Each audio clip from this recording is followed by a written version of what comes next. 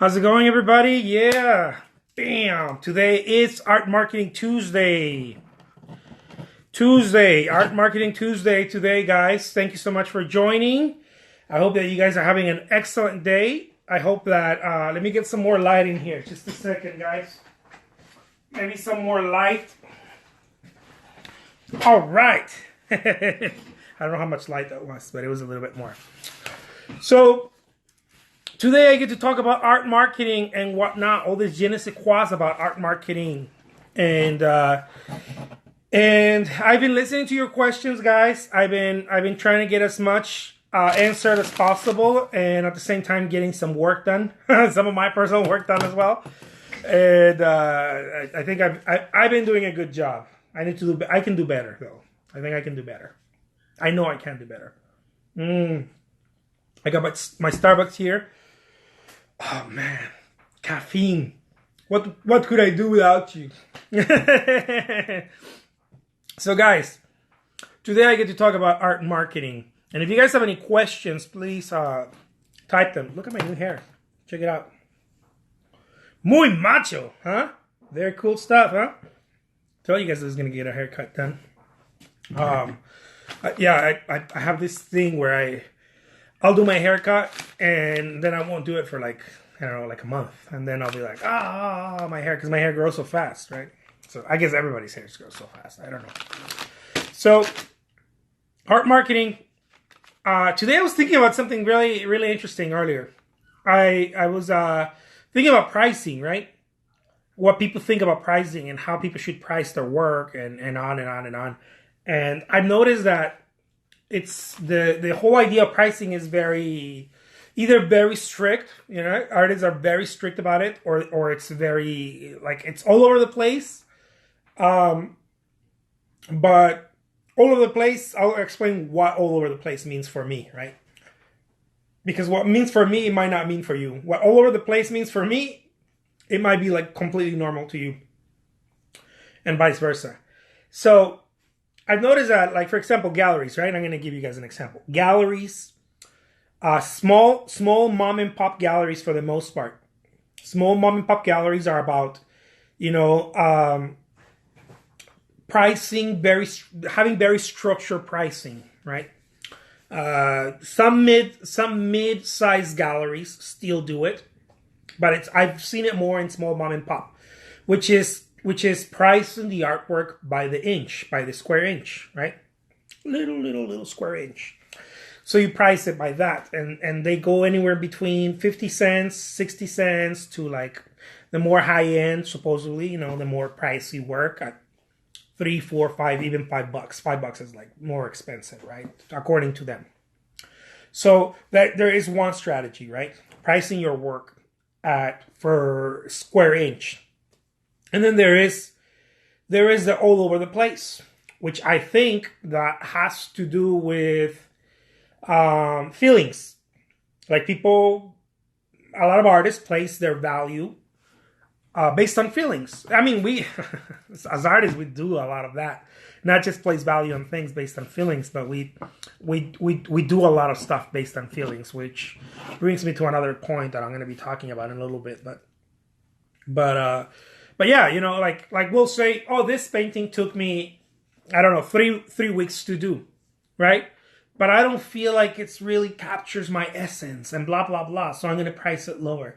And then this other painting took me, I don't know, 1 day to do, but it completely says everything I'm about. So I'm going to price that 10 times higher.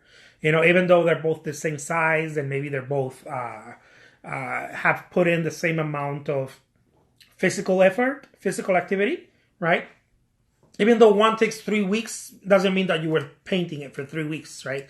It might mean that it was sitting there for 3 weeks and you went and touched it and then came back and then touched it again for maybe another half an hour and you know, and on and on. And the one that took you a day, it might have been just 8 hours full in it, right? Like boom, boom, boom, boom. And you're like, man, this shows who I am. And then you price it at that. And of course, some of you who are more advanced don't do that. Some of you may still do that. But a lot of artists still do that, right? A lot of artists still do that, especially when you're starting out, you know, the amateur levels. Very lost in terms of what and how to price things, and very afraid of either being too low or being too high. That's always the fear. Like, what can I do? Or another way that I went through this. That's why I'm talking about it. Not because I'm like sitting from the tower of judgment being like, you do this and you do that. And, no, I'm talking about experiences that I've done myself. And I've seen other artists do it. And I'm like, oh, I wonder why we keep doing this kind of stuff, right? Another thing that we do is that we try to be as commercial as possible, right?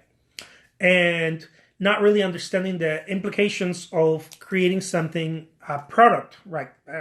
An example, prints, right? Art prints. We go to an art print, I don't know, store, and we see the art prints being there for like, whatever, 16 by 20 being there for like $30, right? Like a really commercial, right? An art print on stretch canvas being like $30, and we're like, man, how can I price it here? Well, you can't really price it at that because you don't have the volumes that they bought. They probably got it for like $2, right? And they're selling it at 30, or they probably got it for, I don't know, whatever they got it for, right? But they're making a profit because they created volumes, right? Large volumes. They committed to like, okay, well, let's have, I don't know, 1,000 of these printed out, right? And we're gonna, how much are they? Well, if you print out 1,000, it's gonna be this, blah, blah, blah. They probably get it overseas, or if they do it here, they still, because they're getting it at volumes, they still are able to cut the price, the investment down. So when they go sell it, it's this really, really nice, almost big box, right? Price that very affordable, right? So we either think about that, or we think about it's, how can I just do it so low that I'll beat all the competition? Or how can I do it so high that I'm perceived as being this high-end artist? And I think all of those things are important to consider, right? The very low price, the commercial price, and the high-end price. The thing is that as artists, many times we're lost because we're looking at what someone else is doing. Today is Art Marketing Tuesday, guys. I get to talk about art marketing every Tuesday at noon, okay? Just a quick reminder for those joining in. So all these different price points, right? Or different price ways of pricing, not price points, but ways of pricing are valid. They're important to understand, right? Most of us, again, most artists seem to be kind of lost when it comes to this, especially when you're starting out. When you're rolling, you kind of find out what people are paying and what people are willing to pay where you are, and you kind of guide, right, yourself through that. But when you're starting out, most don't know. So we're like, well, how do I price it? The very first mistake, and I call it a mistake, that we do is that we listen to other people who are saying what to do, but they're not really selling. There's a lot of artists out there talking about, for example, marketing or selling or, pricing your work, but they don't really sell art. They sell art, but they don't live from that. So I don't think it's fair to be talking about something that you don't really have experience about, You guys will only find me talking about stuff that I have experience here. If I don't have experience, like I don't know how to sell something for $100K. I've never have. So I can't talk to you about, well, here's what you do to sell a painting for $100K. No, my nose would go really long. Like I've never sold something, So I don't even know the implications to do that, right? I've never done it, so I don't know. I can't talk to you guys about that. But I'll talk to you guys about the stuff that I've sold, the price points that I've sold, what has worked for me, what has not worked for me, and what I see other artists doing that it's not working, and because I myself have done it, right? So one of the very first mistakes that we do is we start listening to all these people that talk about pricing work and this and that, and have no experience really doing that. This is what I did, right? I'm going to give you an example. There's a lot of people that say, price according to what others are pricing at. Huge mistake, like complete BS. Because you don't know what others are you don't know the backstory of other artists. I'm going to give you an example. The basis of this is the idea of this, right? Price point or price strategy is that you are a painter that has a skill level, X skill level, right? And you have to find another painter who has the same skill level, and then go see what they're pricing at, and then be like, well, I paint just as good as John over there, so I'm gonna price my artwork as John's, because you're pricing basing on skill level, right? And the art market doesn't work that way. And as much as we want to think, and it might work for you for a little bit, but soon enough you're gonna start understanding that you need to grow beyond that, right? So it's easy. If it's easy, it's usually not going to work. And I'm not saying that it has to be hard, but it's not.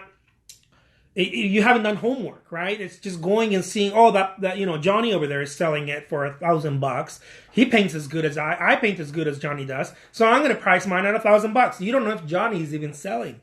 Just because Johnny over there is pricing it at $1,000, it doesn't tell you that he or she's selling, right? I don't know. It doesn't tell you.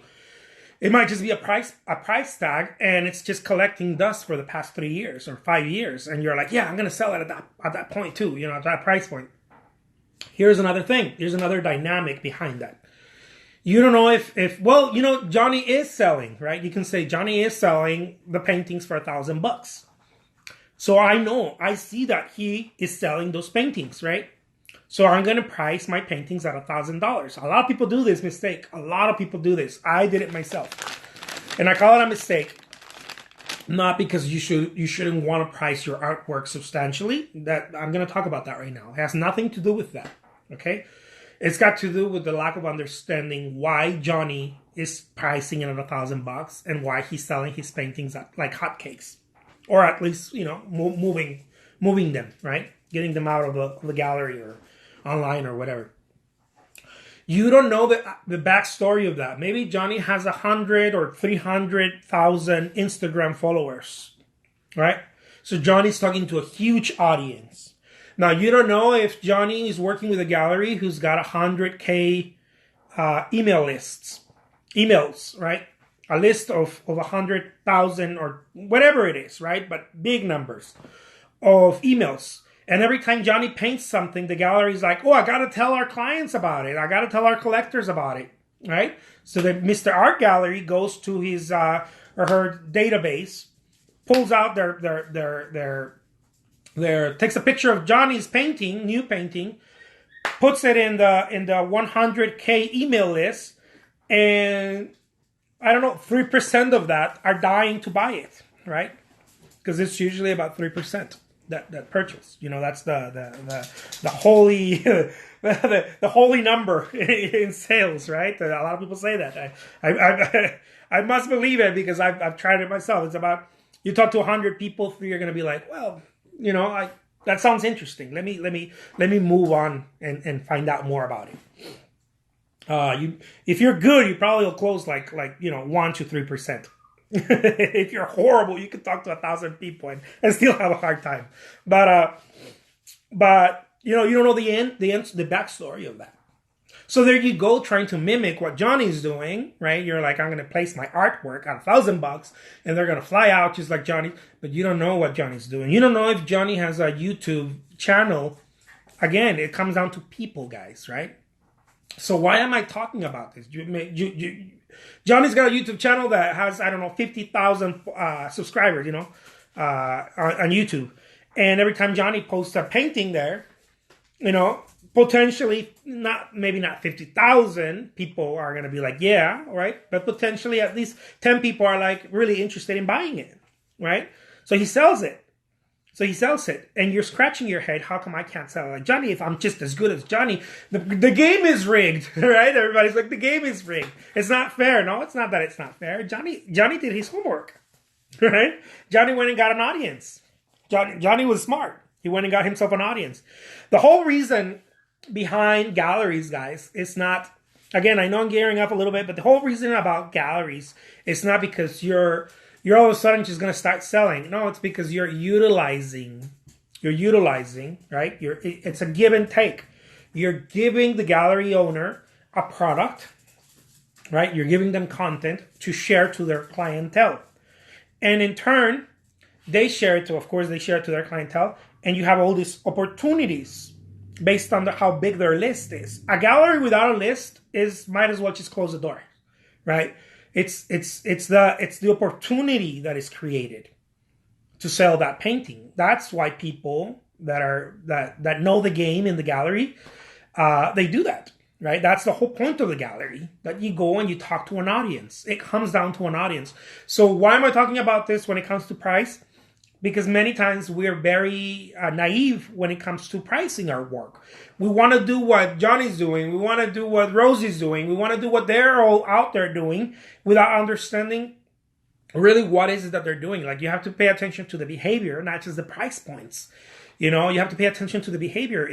If I'm here doing, I don't know, let's say that I'm one of those YouTubers, right, that has, you know, I don't know, 1 million followers on YouTube, and I do a little painting demo, you know, you're gonna bet, you know, you're gonna you're gonna bet I'm gonna sell it, you know, because just the sheer amount of people there. And that's what a lot of people don't understand. Like, oh, okay, so I have to get a YouTube, I have to get this.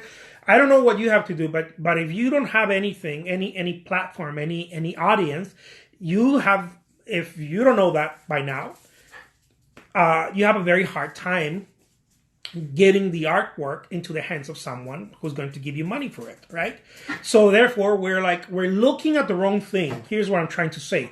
We're looking at the price point and the artwork, thinking, I spent a lot of years, I spent probably my entire life as an artist trying to figure this thing out.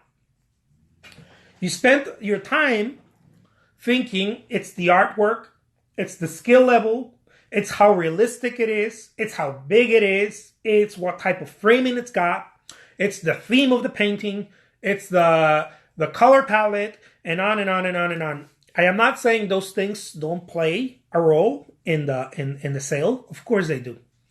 But ultimately, guys, it's not that. It's how many people get to see it. How many people get to experience it. It really comes down to that. As sad as that sounds, because some people are like, oh man, the game is rigged. It's not that the game is rigged. It's just that that's the way things are. Everything. You know? Have an opportunity to come out on, I don't know, have your artwork come out in one of the shows. I don't know, any of the shows on TV, and then them talking about it and be like, oh yeah, that's great, blah, blah, blah. Or I don't know, imagine if your artwork, if you had the opportunity to be in every billboard in your state, you know, or in your city. It would be a game changer for you, right? Your billboard with a phone number and be like, you know, great art, blah, blah, blah, blah, blah, you know, even if it was a bad pitch, just the sheer amount of volume of people watching, it would be a game changer for you. And most people don't understand that. So we spend our time thinking that it's all these other factors. Just because they play a role in there doesn't mean it comes down to that. They play a role, of course, the size of the painting. Most likely, the bigger, it's going to cost more, of course. The energy of the painting, the colors, they're going to influence the buyer, of course. If I'm looking for red and you show me yellow painting, I'm going to be upset. I'm going to be like, well, I'm not upset, but I'm going to be like, no, dude, I want a red painting. I want something with red because red for me is important, or blah, blah, blah. Of course, it's going to have an impact. But it doesn't just come down to that. Those are just factors that play in the sales, in the dynamic of the sales, right? Those are just factors. They don't make it or break it necessarily. They do for one person, but if you're just talking to one person, that's the problem. See, I go back to the same thing. That is the problem. If you're talking to one person, you want to dial in all these factors. You want to dial them. That's what artists, I believe, we go wrong. We try to dial in all these factors. You're like, oh, okay, well, I'm going to put more red because people say that red in the paintings, there's a whole book about it. Red in paintings sell more. Okay, I'm going to put more red. I'm going to paint abstract landscapes as opposed to, you know, traditional landscapes so I can reach a wider audience. Oh, okay. I'm going to paint nudes because blah, blah, blah, because a lot of people love, you know, nude paintings, large nude paintings. Okay, you try to dial that in. I'm going to paint with bright colors because people love bright colors. And then you're doing all of this to try to find that one person, right? The avatar, that one person. You're trying to find that one person that is going to like all of these factors. And for me, I found it to be very heartbreaking and very difficult. What is more important is to reach a high number of people. Again, guys, this is Art Marketing Tuesday for those of you who are just joining in right now. It's Art Marketing Tuesday. If you guys have any questions, please. I know I'm talking a lot. I'm ranting along, and I'm trying to share as much as possible. Please do ask. I like it when you guys ask me. I like it when you guys give me hearts too. I feel loved when I get those hearts. If you guys found any value with what I'm saying, tag a friend, give me some hearts, let me know that you guys are listening. If you guys don't find any value, give me I don't know, what, do they have angry faces here? No, this is Instagram, they don't have angry faces. I don't know. Something like that. I'll probably be posting this on YouTube, who knows. I try to post as many on YouTube, but sometimes I forget, or I'll do something else, move on. So what is the right price point then, right? When you're starting out, when you're getting your feet wet and you don't know how to sell your work and you don't know how to talk to people about it and you have no experience, what is the price point? Well, a lot of people say, go look at what someone else is doing and do that. Yes, but I don't disagree with that. Although it looks like I'm disagreeing with that, I don't disagree with that. What I'm trying to tell you guys is go look at how they're behaving. Look at the behavior. What you want to mimic is not just the price point. You want to mimic the behavior. The behavior is more important. If you find someone selling their paintings at $10,000 or $50,000 or whatever, and you just mimic the price point, good luck to you. But if you mimic the behavior, if you see that they have a gallery show here and another gallery show there, and then you see them on they have blogs and they write articles, or they do this or they do that, and then you start understanding the behavior. You start understanding why is it that these paintings are going for that amount, because there's behavior that supports it. It's not just the price tag. Now, why am I saying this? Again, guys, because artwork is not sold by the ideas that we think. Size, color, and composition, and all of this stuff. Those factors affect the sale, but it is not sold because of that. Artwork is sold primarily because of people reach. People reach. It always comes down to that. Whose painting would you rather have, mine or Monsieur Monet's? Right? Duh, right? Right? Because it's everybody agrees that Monsieur Monet is extremely valuable. Whether you like the artwork or not, we've all come to an agreement, because there's a penetration into the market. There's a branding, like Coca-Cola, right? Within paintings, we think Van Gogh, Monet, Dali, Da Vinci, Michelangelo. It's like there's this branding. They have penetrated the market. Today we think of modern art and we think Koons, Damien Hirst. Those of you who like more urban stuff, we think of Banksy. They have branded. So I know people don't like this. It's not popular. People think the game is rigged, and it's not. The best the person for sure the person doing best in your hometown selling real estate is the person with the big billboards. The person that has more impact into the market. The person with commercials on TV. The person that came out in the Yellow Pages when Yellow Pages were relevant. The one that had the big ads. The people that are more relevant in the marketplace are the people that are going to be selling most. Why? Not because their stuff is better, which is what we always get upset about. Artists are like, well, my stuff is just as good. Dude, that has nothing to do with it. They are working harder than you. They're going and talking to more people while you're sitting here thinking that your art is so great. Mr. Shitty Artist who paints really bad is going and talking to 100 people every day about their artwork. They're going to the art gallery openings and they talk about themselves and they talk about their artwork.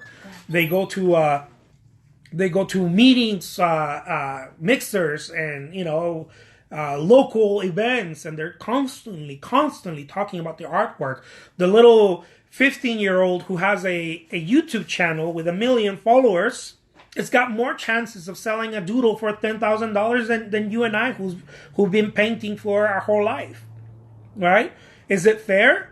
Yes, it is. There's, maybe you would think it's unfair. I don't know. Let's say that it's unfair. Let's cry. It's unfair, but it's the reality of the marketplace. The marketplace does not care how you feel about it. The marketplace is the marketplace is the marketplace, And this is something that I learned from the man Gary Vaynerchuk. The market is the market is the market. You're not going to think and have feelings your way through this, right? You're not gonna be like, oh well, I have worked so hard to be this type of artist. I create avant-garde artwork or realist, hyper-realistic artwork. It's certainly more valuable than Britney Spears doodles, and Britney Spears was doing a doodle. It's certainly more valuable. No, it's not. It's more valuable to you. It might have more skill, but it is not more valuable. Don't kid yourselves. That's what I'm trying to talk about here, okay? I know it's not a popular thing. I know that. If it was popular, there would be like millions of people watching it. It's not that it doesn't have more. You have more skill, But you don't have more skill level than Miss Spears. Is that she has more value in the marketplace? Now you have to be realistic, okay? I know that a 15-year-old kid with 1 million followers on YouTube has got more market value than I do. That I've been painting for 20 years. If we compete, right? If we compete and say, okay, well, you paint the best masterpiece you can, right? And try to sell it for, I don't know, 50 grand. And I'll paint this doodle and I'll try to sell it for 50 grand. He's probably going to kick my ass, just for the sheer amount of people that he's going to reach. So, and I could spend, all this time working on this market. It doesn't mean that I don't trust myself. It doesn't mean that I don't trust my work. It means that I understand that he would have, right, this fictitious 15-year-old YouTuber would have more value in the marketplace than I do. So how do we overcome that as artists? Because a lot of us get upset about it. A lot of us are like, man, I see so much hate out there in the pages. People are like, man, I'm not selling and the game is rigged and people don't really appreciate, quality. And these are all excuses. These are excuses we used to cry. Oh, people don't appreciate my work. It's not true. It's not that people don't appreciate your work. Dude, people always appreciate your work. It's that you're talking to 3 people. So not enough people know who you are. Not enough people trust you. Not enough people like you. Not enough people have heard of you. So you're showing your work and you're desperately showing your work to, 3 people on the weekend, another 3 people over here, one little post on Facebook and, 200 people follow you on Facebook. And you're like, people don't want it. It's not people don't want it.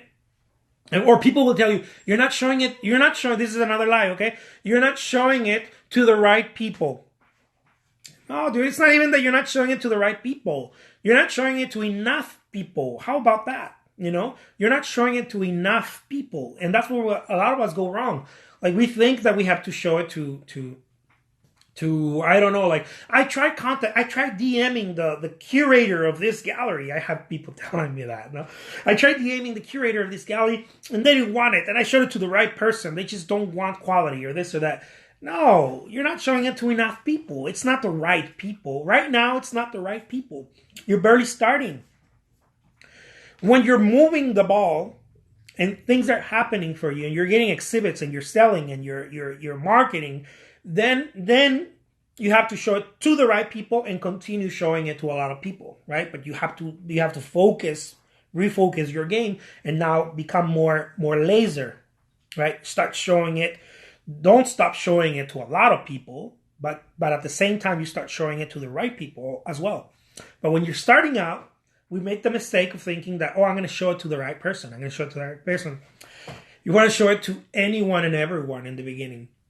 And I know that, guys, I don't know if you guys agree with this or not, but shit, man, if someone told me this when I was starting out, like, this is gold. I don't know if you guys are artists or not. But this is some valuable stuff. I wish someone would have told me this a while back.